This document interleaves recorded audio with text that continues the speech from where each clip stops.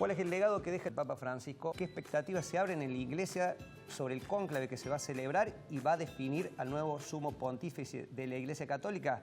Lo averiguamos en la palabra de Lisandro Escarabia.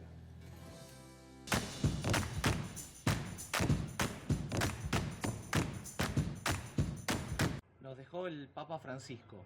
Sin lugar a dudas nos deja un legado muy importante para todos nosotros como seres humanos en primer lugar, también como argentinos y de un modo particular para nosotros los que tenemos fe en Cristo. ¿Cuál es el legado del Papa Francisco? El legado del Papa Francisco es seguir hasta el final. Seguir hasta el final buscando a Jesús, seguir hasta el final transmitiendo al Señor con la vida, con los gestos, con la bendición. No deja de ser simbólico que lo último que dio fue una bendición. Así que ese es un gran legado que el Papa nos deja, que nos deja a nosotros y nos deja a todo el mundo. Y ahora se abre la perspectiva. Vamos a esperar con fe, con esperanza, cuál es el nuevo Papa que también nos bendecirá y también seguirá caminando por este camino que él comenzó. Muy bien, así teníamos la opinión de este sacerdote de Fasta que está en Roma en este momento viviendo todo lo que tiene que ver con los funerales y por supuesto lo que va a ser el entierro del Papa este sábado en la iglesia Santa María de Mayores, creo que así es. Muy bien, cabecea Javier Cámara, con quien ya compartimos este espacio junto a Sebastián Pfaffen. Los dos son autores del libro Aquel Francisco. Hoy Sebastián, por sus obligaciones profesionales, no puede estar en este momento en el estudio, pero sí hablamos con él a través de una conexión vía internet. Hola Sebastián. ¿Qué tal? Buenas tardes para todos. Bueno, creo que, Juan, si tomamos el puntapié que dejaba Lisandro, me gustaría consultarle a los dos coautores de este libro, Aquel Francisco, que lo firmó el Papa justamente, es sobre la vida, pero también el legado que deja Francisco. Recién hacían referencia.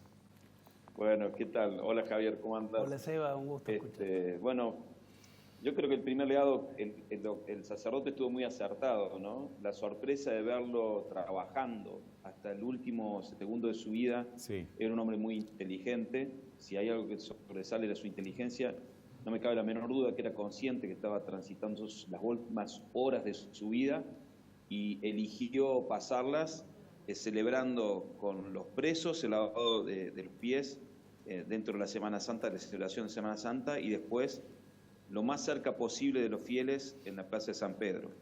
Dentro de su legado yo creo que deja eso, sus gestos constantes y su empeño por mostrar el rostro más amoroso de un papá, de un Dios Padre, con ternura, con cariño y principalmente preocupado por los más necesitados, los más dolidos, los sufrientes. Creo que eso es indudablemente la imagen que más ha llegado a la totalidad de la gente. Después hay otro legado que yo creo que ha dejado, que es un trabajo arduo, muy delicado y la mayoría de las veces silencioso para evitar la guerra y promover la paz en el mundo. Una de las grandes preocupaciones del Papa, que siempre repitió en cada lugar que yo me tocó, tuve la suerte de seguirlo, por ejemplo en Río de Janeiro, en Paraguay, en Chile, era su proclama por la paz y sobre todo en los últimos tiempos, donde evidentemente la situación está compleja en todo el mundo. Y después las transformaciones y los cambios que ha impulsado dentro de la Iglesia, que como siempre ocurrió cuando actuaba Bergoglio, ha generado bergoglianos y anti-bergoglianos. Será un gran desafío para la Iglesia enfrentar estas reformas que se han impulsado, qué de todo esto quedará en el camino y qué seguirá dentro del debate de la Iglesia, porque hay debates muy profundos que van más allá de las cuestiones cosméticas, sino sobre la mirada profunda de la teología y del magisterio de la Iglesia en torno a su evangelio, ¿no? Entonces, seguramente habrá un debate muy intenso y el primer capítulo se va a anotar en el cónclave, en las congregaciones generales que ya están comenzando en Roma. Voy a pedir al director, tienen una foto ustedes dos junto al Papa cuando le presenta este libro, si querés mostrarlo Sí, claro. a cámara. No sé, ¿está Aquel la Francisco. cámara? ¿Esta es? Bueno, ¿Ella? Me dicen no sé ahí. si este es el libro Bueno, que ha sido... Este es el libro este es el que precisamente el que tiene en las manos ahí el Papa. Está autografiado por él. Ah, qué lindo recuerdo. Dedicado Bueno, Me da un poco de vergüenza la dedicatoria. ¿Querés que lea? Sí, A por ver. favor, adelante. Dice, debería ponerme los anteojos, pero bueno, vamos a hacerlo por así. Ponételos. A Javier Cámara, dice, por eso me da vergüenza, ¿no? A Javier Cámara, admirado por el coraje de meterse en causas perdidas y rescatar de allí recuerdos de vida. Claro, la causa perdida era él, hacía referencia, ¿no? A él como papa, una causa perdida, por eso lo pone entre comillas, y rescatar de allí recuerdos de vida, que el Señor te bendiga y reza por mí, Francisco. Esto fue el 25 de septiembre del año 2014. Cuando, 2014, claro, pasó cuando- más de 10 años. Exactamente. Por eso también las imágenes de la foto, ahí estábamos Sin con el canas. pelo menos blanco y un poquito más flaco. No mucho, pero el Sebastián sin barba. Bueno, fue una experiencia tremenda y experimentamos, Juan, como me imagino que lo experimentaron ustedes cuando les tocó ir allí, la cercanía y la sencillez de este Así hombre, es, ¿no? así es. Porque él tenía cosas que siempre le reconocían las personas que lo conocían muy bien y que uno podía corroborar solamente al menos una de ellas estando cerca. Y es este don de cercanía y a la vez de saber que era una persona que estaba en las cosas más importantes del mundo, Sí. pero también la pequeñez de estar allí con uno y hacerlo sentir a uno el importante, ¿no? Cuando estaba claro, nadie tenía Así duda es. que el importante Tenía era él. un carisma muy De- especial. Algunos destacan, perdón, la humildad justamente, ese rasgo, y también la austeridad, porque lo que hemos visto en el tramo final de la vida del Papa y lo que deja, según algunas fuentes, es casi un patrimonio nulo para una persona que podía tener un cuarto dedicado, un sueldo y un salario asignado, ¿no? 84 euros creo que Sí. fue, menos de cerca de 100 dólares, es lo que... El patrimonio. El patrimonio que dicen que tenía. Y es, a ver, yo estoy seguro que si no es eso, debe ser un poquito menos, un poquito más. Pero bueno, acá en este libro contamos, ¿no? Por ejemplo, conocimos a personas, porque cuando tuvimos la oportunidad de hablar con el Papa, tuvimos 2 largas conversaciones telefónicas de 50 minutos cada una más o menos, y después preguntas y repreguntas que iban y venían por correo electrónico. Le preguntamos, por supuesto, gente que se acordaba de aquí de Córdoba, ¿no? Sí. Bueno, acá cerquita está la calle Pringles. Correcto. Bergoglio se acordaba de 2 hermanitos, los hermanitos Napoli, que él había conocido cuando él había ingresado como novicio en la Compañía de Jesús, que está acá también cerca, en la calle Buchardo y General Dehesa. Sí. Y decía, yo me acuerdo de los hermanitos Napoli, que eran la piel de Judas, decía, ¿no? Claro, nosotros, esto del año 1959, ¿no? Se acordaba la calle y el apellido. Los buscamos hace 10 años por la guía telefónica que todavía existía. Los encontramos llamando a todos los Nápoles de Córdoba hasta que dimos con esta gente. Uno todavía tiene un taller de electricidad del automotor acá cerquita. Pudimos vincularlo y así fuimos con distintas personas que él había nombrado y que se acordaba. 2 de esas personas, el Papa Francisco, no el Papa Francisco, el padre Jorge Bergoglio, Sí.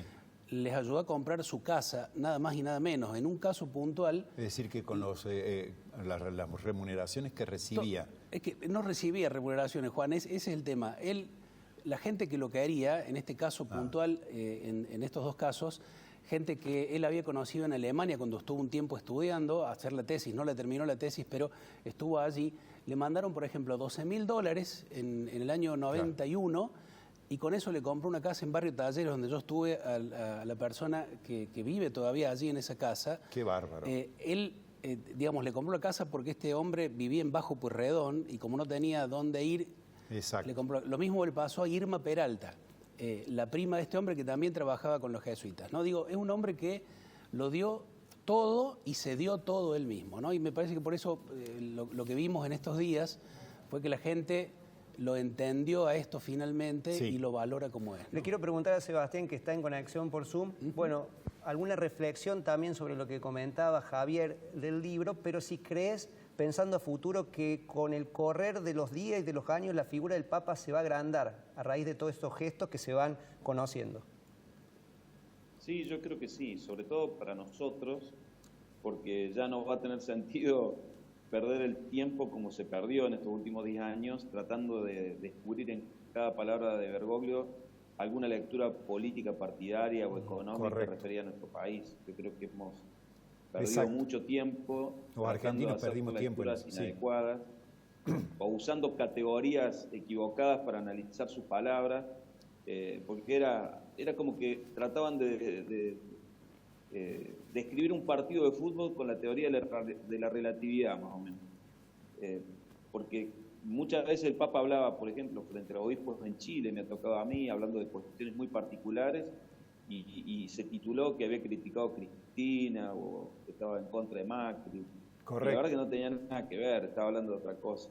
Pero era como que en Argentina, sobre todo, hubo un empeño especial en tratarse una lectura estrictamente local y nos perdimos de un montón de enseñanzas que fueron y serán muy valiosas. Yo creo que con el paso del tiempo se van a poder aprovechar más. Y su mensaje era muy profundo, sobre todo del lado de amar al prójimo y hacerse cargo de sus problemas, ¿no? Así Entonces, es, bien decís. Y el mensaje era la fraternidad.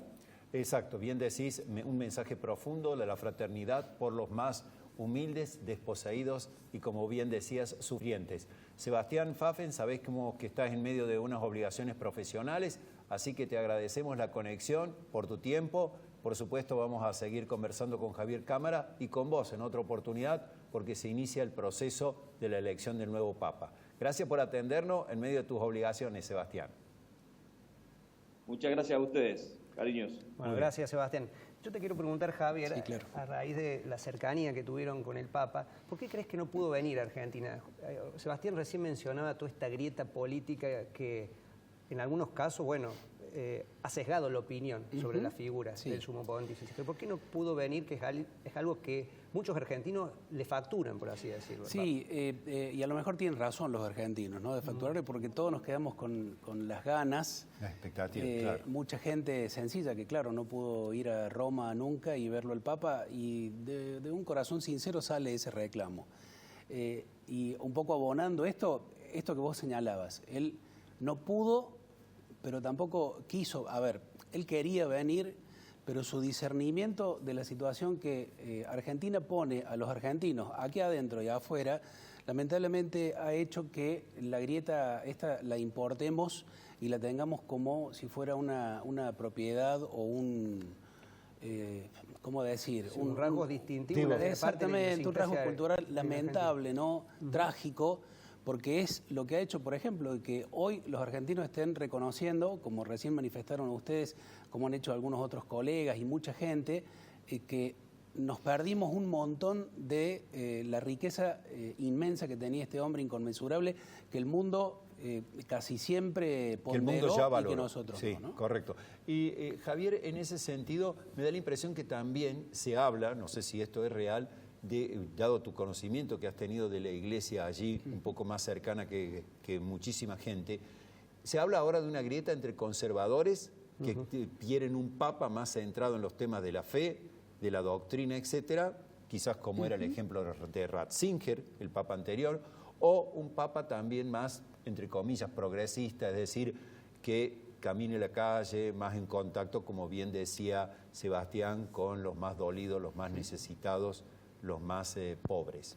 Me parece que Francisco le ha dado un hermoso puntapié a las categorías estas que utilizábamos y que se van a seguir utilizando, ¿no? La de progresismo, la de conservadurismo, la de derecha y la de izquierda. Correcto.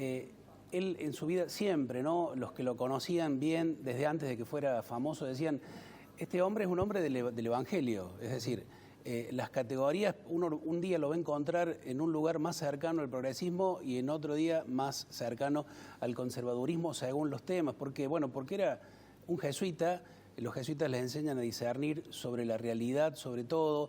Él decía que la realidad supera la ideología, decía que el tiempo es superior al espacio, que había que abrir procesos que no dependieran de si era desde una posición ideológica de derecha o de izquierda o de conservadora o progresista, sino que se fundara en la realidad y en lo que Dios, concretamente en lo que Jesús decía en el Evangelio, de que había que hacer con eso. Y dejó claro él, ¿no? ¿Qué quería Jesús de nosotros? Me parece al menos de las personas con fe. que se fijen en Dios y que encuentren a Dios en el hermano, sobre todo el más pobre, ¿no?